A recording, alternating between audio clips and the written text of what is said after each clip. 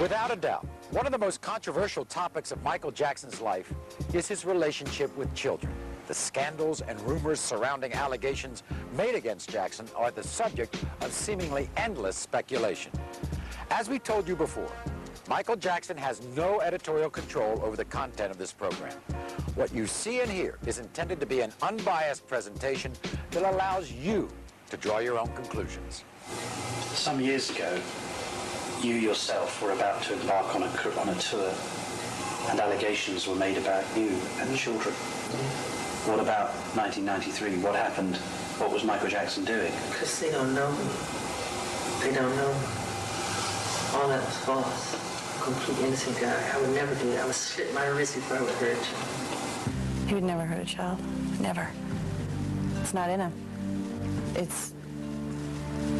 No way. He would never do anything inappropriate with a child.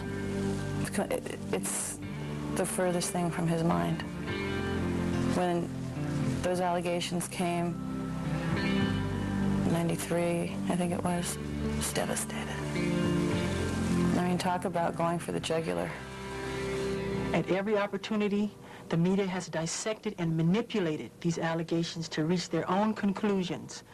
I ask all of you to wait and hear the truth before you label or condemn me.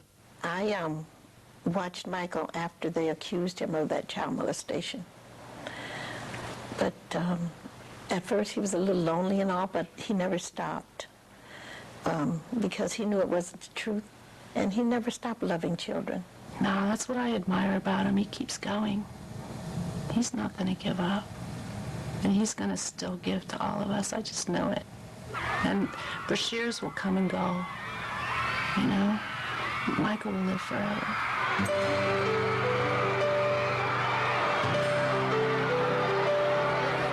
Apparently there's some confusion with sleeping in beds.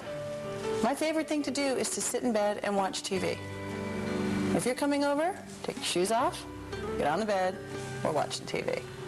Michael, he was never indicted. I said he was never charged. He was never anything. Now, they came in this house, right, and they tore this house apart. They went in my mother's safe. They went in, and they tore it up, and they went in my mother's high blood pressure pills, and they were looking at, I mean, just what were they looking for? They were trying to get some crap on Michael that was not true. What hurts you most? When they lie. The lies. They're complete lies. And it hurts. And it hurts me because I know there's children out there who has to hear that crap. Why do people do that when all you have done is brought some of the most beautiful music, most beautiful popular music that many of us have ever heard? Why do people want to judge you if you've done, all you've done is been an artist and brought wonderful music? Because with success, people become jealous. It hurts to be misunderstood. No matter how much you try to put people on track, there will still be some judgment, things said, that it's so far from the truth. Following the broadcast of Mr. Bashir's special, the speculation about what went on in Jackson's private life was once again headline news, primarily due to the story of Gavin, a young man who had reportedly been dying of cancer. Gavin was somebody who was diagnosed with cancer. Doctors gave him, I think, 3 weeks or 1 month to live. One of his last wishes was to meet Michael, a request fulfilled through Los Angeles businessman Jamie Masada. Then he said to me, he said, under his breath, he said, I want to meet Michael Jackson. At that point, I didn't know Michael Jackson. And I just came out of the room, I started crying. I didn't know what to do. I called Neverland. I said, is any way you can get a chance to call the kid? Then I'll come in next day, and I said, Gavin, he'll have a little smile on his face. I said, Gavin, what's going on? He said, Michael, call me.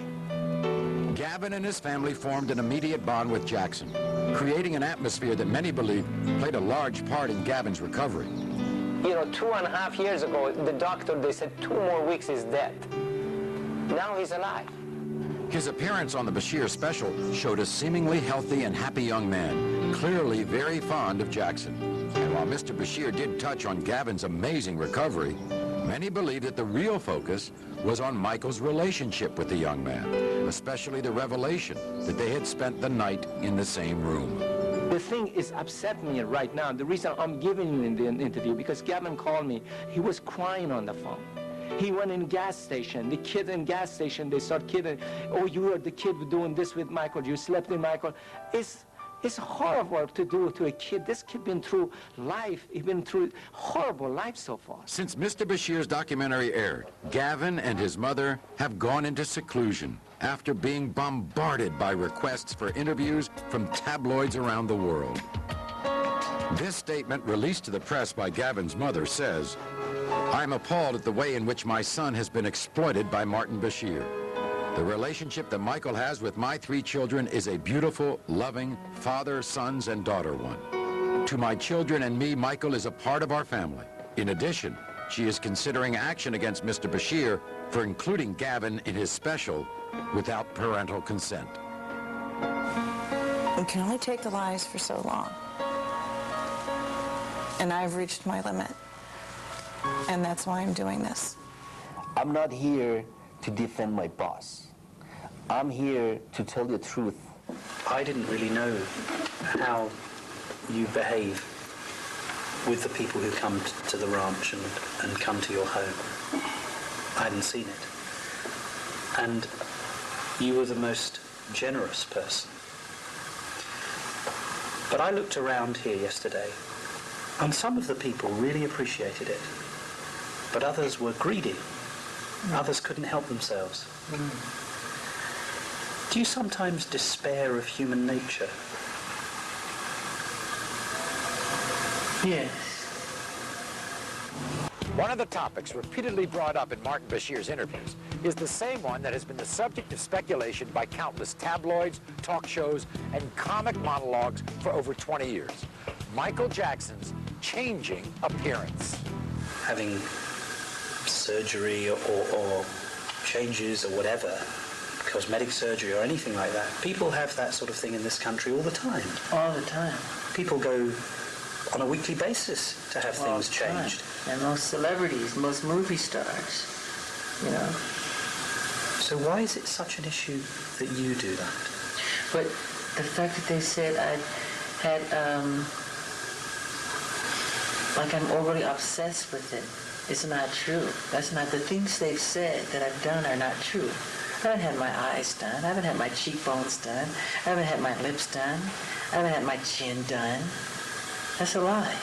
They just go too far. In the final interview 8 months later, Martin Bashir is still doggedly pursuing rumors of Michael's plastic surgery. Fine. You look fine. I'm not as stinky. That's nice. But you don't look An area of his life Bashir said he felt Michael had been less than honest about. You know, you physically changed, haven't you? The photographs of you, if I look at them No, it's from... called adolescence. It's called growing and changing. Yeah, but even the shape of your face has changed. No, it has not. I've had no plastic surgery on my face, just moves. It helped me breathe better so I can hit higher notes and have clearer. The press is like to add on all this stuff. Nothing's been done to my eyes, cheekbones, chins, lips, nothing. They made it all up. Do you think that people do go too far with plastic surgery, generally? Do you think Well, it's up to become... them. So why are you so defensive when people say Mick Jagger's had one, Paul McCartney may have had one, oh, Michael Jackson's had one? They don't do it that way. What do they do? They just pick on me like I'm the only one that does it. That's why. So if people said, well, actually, Michael's the same as everyone else, Yeah. then it wouldn't upset you so much. It would upset me so much. You know, if you want to have a facelift, you have a facelift. Yeah. If it makes you happy.